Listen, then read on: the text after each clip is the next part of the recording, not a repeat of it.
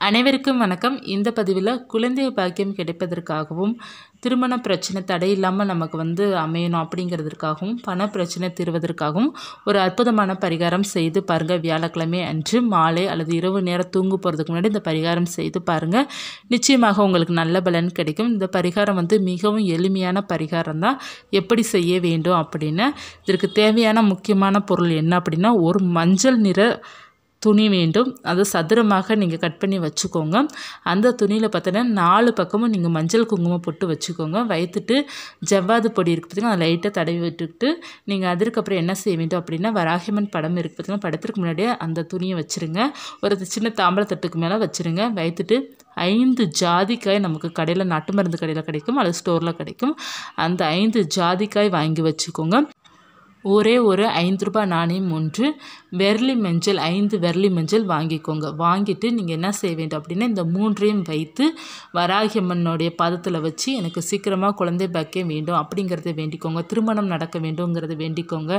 அதற்கப்புறம் பண பிரச்சனை தீர வேண்டும், கடன் பிரச்சனை தீர வேண்டும், பணம் பெருக வேண்டும் அப்படிங்கிறத வேண்டிட்டு உங்களுக்கு இதில் என்ன வேண்டுதல் இருக்கோ அந்த வேண்டுதல் வைத்து நீங்கள் முடிச்சு போல் கெட்டி வராகியம்மன் பாதத்தில் வச்சுருங்க. நிச்சயமாக சீக்கிரமாக உங்களுக்கு குழந்தை பாக்கியம் கிடைக்கும், திருமணம் நடக்கும், பணம் சம்மந்தப்பட்ட பிரச்சனை அனைத்துமே தீரும், நல்ல ஒரு பண வரவு கிடைக்கும். இதை வராகியம்மன் படம் இருக்குது அப்படின்னு படத்திற்கு முன்னாடி வச்சுருங்க. அப்படி இல்லை என்றால் காமாட்சியம்மன் விளக்கு பக்கத்தில் வச்சுருங்க. அல்லது உங்களுக்கு பணத்திற்காக நீங்கள் இதை பண்ணும் பட்சத்தில் நீங்கள் பீரோவில் வச்சுருங்க. இப்போ குழந்தைக்காகவும் திருமணத்திற்காகவும் வைக்கிறீங்க அப்படின்னா, வேண்டுதல் வைக்கிறீங்க அப்படின்னா, நீங்கள் சுவாமி படத்திற்கு முன்னாடி பூஜையில் இருக்கட்டும். நல்ல ஒரு விசேஷமான பலன்களை கொடுக்கும் இந்த பரிகாரம். இந்த ஜாதிகா பரிகாரம் உங்களுக்கு வாழ்க்கையில் நீங்கள் நினச்சி பார்க்காத அளவுக்கு சந்தோஷத்தை கொடுக்கும், திடீர்னு உங்களுக்கு அதிர்ஷ்டத்தை கொடுக்கும். இந்த ஜாதிகா பரிகாரம் கேட்டதே கொடுக்கக்கூடியது ஒரு அற்புதமான பரிகாரம் தான் இந்த பரிகாரம். இது எத்தனை நாட்களுக்கு வைத்திருக்க வேண்டும் அப்படின்னா, அடுத்த பஞ்சமி வரைய கூட நீங்கள் வைத்திருக்கலாம். குறைஞ்சது 21 நாட்கள் அல்லது 9 நாட்கள், 7 நாட்கள், 5 நாட்கள், இந்த மாதிரி நாட்கள் வரைய நீங்கள் வைத்துட்டு அதுக்கப்புறம் நீங்கள் எடுத்தீங்க அப்படின்னா, அந்த ஜாதிக்கு அந்த மஞ்சள் நீங்களே பயன்படுத்தி கொள்ளலாம். பயன்படுத்த முடியல அப்படின்னா நீங்கள் ஓடும் தண்ணீர்லையோ அல்லது மண்ணுக்கடியிலையோ நீங்கள் போற்றலாம், அல்லது மரத்துக்கடியில் போற்றலாம். முடிந்த அளவுக்கு நம்ம பண்ணுறதை நீங்களே பயன்படுத்துகிற மாதிரி பார்த்துக்கோங்க. ஏன்னா இது திருமணத்திற்காகவோ குழந்தைக்காக தான் நீங்கள் பண்ணுறீங்க, அதனால் நீங்களே அதை பயன்படுத்தி கொள்ளலாம். அப்படி இல்லை அப்படிங்கிற பட்சத்தில் நீங்கள் ஓடும் தண்ணீரில் விட்டுறலாம். இப்போ பணத்திற்காக நீங்கள் இதை வேண்டி வைத்து வழிபாடு செய்கிறீங்க அப்படின்னா அப்படியே இருக்கட்டும், உங்களுடைய பீரோவில் அப்படியே இருக்கட்டும். நல்ல ஒரு பணவசியம் ஏற்படும். எவ்வளோ நாட்கள் வேணாலும் இருக்கட்டும். அந்த மஞ்சள் இருக்குது பார்த்திங்கன்னா, அதில் எப்போ குட்டி குட்டியாக நமக்கு பூச்சி பிடிக்கும் பார்த்திங்கன்னா, அது வரை இருக்கட்டும். ஒரு 3 மாதம் 6 மாதம் அது வரை கூட இருக்கலாம், எந்த தவறும் கிடையாது. அதற்கப்புறம் எடுத்து நீங்கள் ஓடும் தண்ணீரில் விட்டுருங்க. அந்த ₹5 நாணயம் எடுத்து நீங்கள் கோவில் உண்டியிலையோ அல்லது மற்ற ஏதாவது பரிகாரத்துக்கோ நீங்கள் வாஷ் பண்ணிவிட்டு பயன்படுத்தி கொள்ளலாம். இதே மாதிரி செய்து பாருங்கள். நிச்சயமாக உங்களுக்கு நல்ல பலன் கிடைக்கும். வராகியம்மனை முழு மனதோட நம்பி பிரார்த்தனை செய்து பாருங்கள். தாய் உங்களை ஒருபோது கைவிட மாட்டாங்க.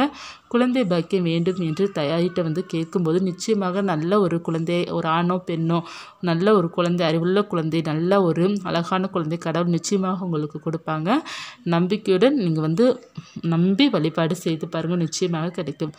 நீங்கள் தீபம் ஏற்றி வைக்கிறீங்க அப்படின்னா, ஒரு நெய் தீபம் ஏற்றி வச்சுக்கோங்க, அல்லது மாவிளக்கு தீபம் ஏற்றலாம், வெற்றிலை தீபம் ஏற்றலாம், மஞ்சள் தீபம் ஏற்றலாம்.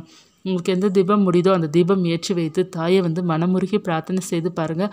தாயோட கருணை உங்கள் மேல் நிச்சயமாக விழுகும். தாயோட பார்வை உங்கள் மேலே விழுகும். நிச்சயமாக அவங்க என் மகள் இவ்வளோ வேதனைப்படுறாளே அப்படின்ட்டு உங்களுடைய பிரச்சனை எல்லாத்தையும் தீர்த்து வைப்பாங்க.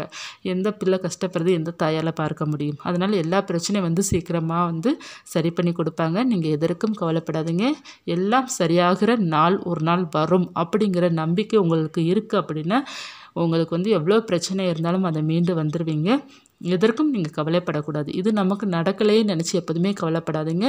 நமக்கு கடவுள் நிச்சயமாக நமக்கு என்ன தேவையோ அதை நடத்தி வைப்பாங்க. இப்போ குழந்தை பாக்கியம் இல்லை அப்படிங்கிறவங்க குழந்தை நினச்சி கவலைப்பட்டு தான் உங்களுக்கு மிகவும் மோசமான நிலைமைக்கு நீங்கள் போகிறீங்க. ஏன்னா நிறைய பேர் அவங்க கவலைப்படுறதை விட மற்றவர்கள் சொல்லால் தான் கவலைப்பட்டு ரொம்ப மனசு ரொம்ப உடஞ்சி போகிறது காரணமே அதுதான். இந்த குழந்தை பாக்கியம் இல்லாதவர்கள்லாம் பார்த்தோன்னா அவங்க கவலைப்படுறத விட மற்றவர்களாலே அவங்க உடைந்து போய் மனம் நொந்து போய் இருக்கிறாங்க. நீங்கள் ஒன்று மட்டும் நினச்சிக்கோங்க, அடுத்தவர்களால் நீங்கள் என்றைக்குமே கவலைப்படக்கூடாது.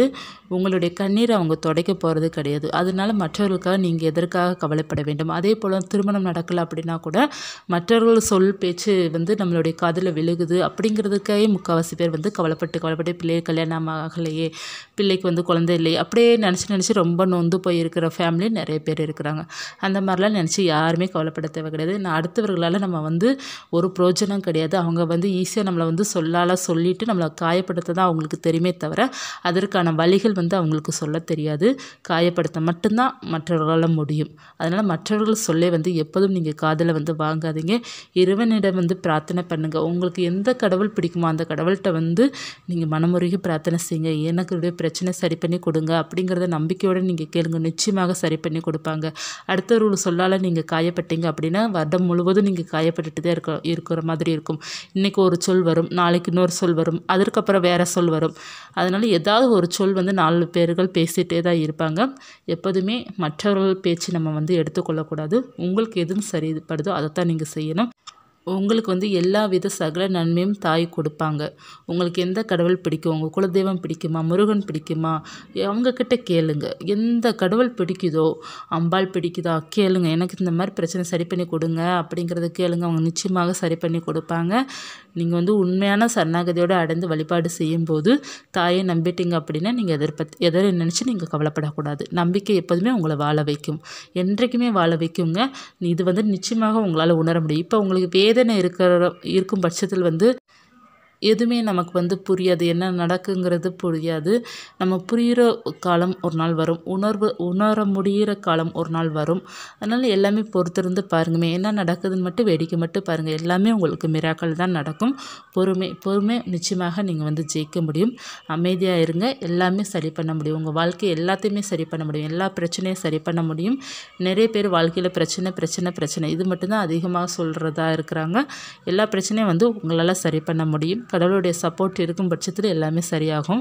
நம்பிக்கையுடன் இருங்க. குழந்தை பாக்கியம் வேண்டும் நினைக்கிறவங்க செய்து பாருங்கள். திருமணம் நடக்கணும்னு நினைக்கிறவங்க செய்து பாருங்கள்.